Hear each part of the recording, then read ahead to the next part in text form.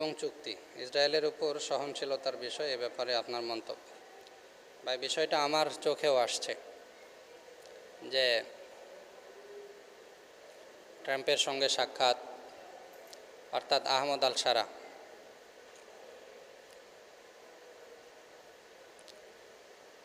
এই বিষয়ে আমার মন্তব্য হচ্ছে এই যে কোনো বিষয় মন্তব্য করার আগে তার পেছনের ইতিহাসগুলো জানা দরকার, দেখা দরকার।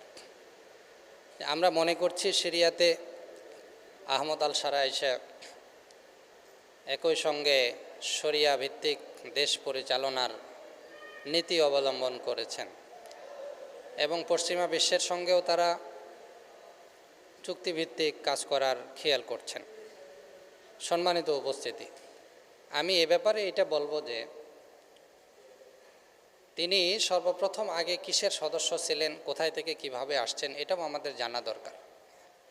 তিনি মূলত আগে আল কায়দার সদস্য ছিলেন। সেখান থেকে তিনি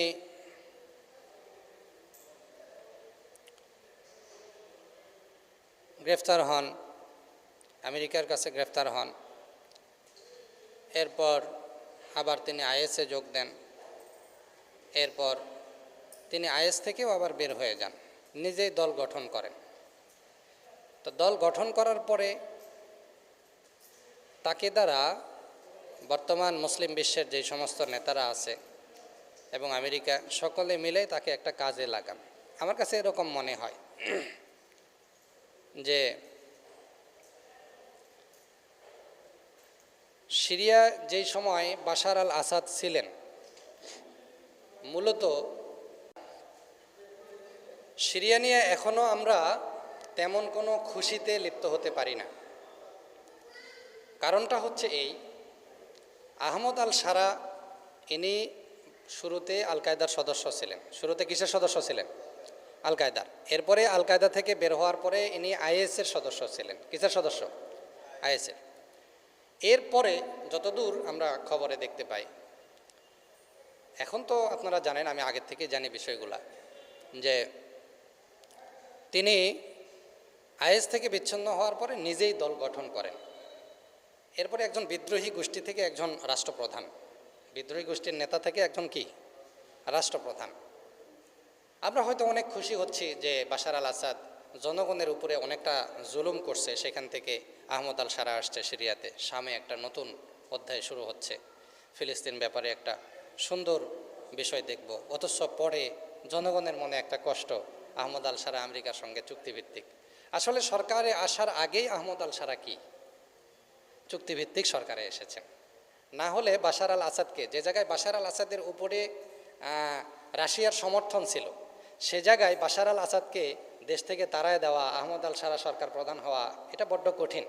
আমেরিকা যদি এর পেছনে না থাকতো, বিশেষ করে তুরস্ক এর পেছনে কাজ করছে। রিসেপ তাইয়িপ এরদোয়ান কী করেছে? সিরিয়ার থেকে যেই সমস্ত মানুষ, যেমন আরাকান থেকে বহু মানুষ রোহিঙ্গারা আমাদের বাংলাদেশে আসছে না, ঠিক তেমনি সিরিয়া থেকে অনেক শরণার্থী কোথায় ছিল? তুরস্কে ছিল। কোথায় ছিল? তুরস্কে ছিল। তুরস্কের এই শরণার্থীদের মধ্যে অনেক মানুষকে তিনি জাগ্রত করে দিয়েছেন, মুজাহিদ হওয়ার জাগ্রত করে দিয়েছেন, এবং দেশ রক্ষার যে জাগ্রত করা, যে উস্কানি দেওয়া, এই সমস্ত বিষয়ে তাদেরকে জাগ্রত করে দিয়ে আহমদ আল শারার মাধ্যমে দেশটাকে কি করেছেন।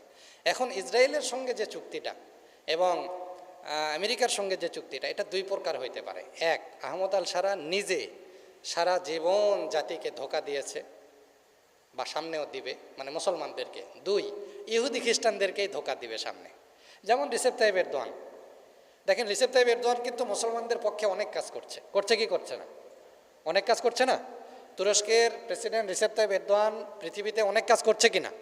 অনেক কাজ করছে। সে তার সাধ্য অনুযায়ী, গণতান্ত্রিক সরকার হিসাবে সাধ্য অনুযায়ী যতটুকু পারা যায় ততটুকু উনি কি করছেন।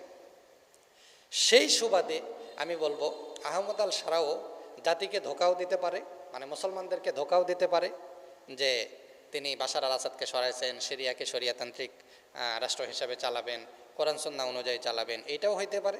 আবার মুসলমানদেরকে ধোঁকা দেওয়া যে কাফের মুশরিকদের সঙ্গে চুক্তিভিত্তিক, কাফের মুশরিকদের সঙ্গে চুক্তি করে সে কাফের মুশরিকদের মতো, তার পোশাক আশাক, চলাফেরা, উঠা বসা সব কিছু কিন্তু কি পশ্চিমাদের মতো। তার পোশাক আশাক সব কিসের মতো? পশ্চিমাদের মতো। এখনও পর্যন্ত তার উপরে আমরা এতটা আস্থাশীল বা এতটা নির্ভরযোগ্য কোনো কথা বলতে পারবো না। বাকি দোয়া করতে থাকা, যদি আল্লাহ তাআলা কাজে নেয়, কাজে লাগায়, তো ভালো, কাজে লাগাবে। আল কায়দা তালেবানও তাদের সঙ্গে কথোপকথন চালাচ্ছে, কাজ করার চেষ্টা করছে। যদি আল্লাহ তাআলা কবুল করেন ভালো কাজ হবে, আর যদি কবুল না করেন তো এর আগেও বহু শাসক গোষ্ঠী জাতিকে ধোঁকা দিয়েছে, তারা ধোঁকা দিতেই পারে, অস্বাভাবিক কিছুই না। এটা হচ্ছে সিরিয়া ব্যাপারে।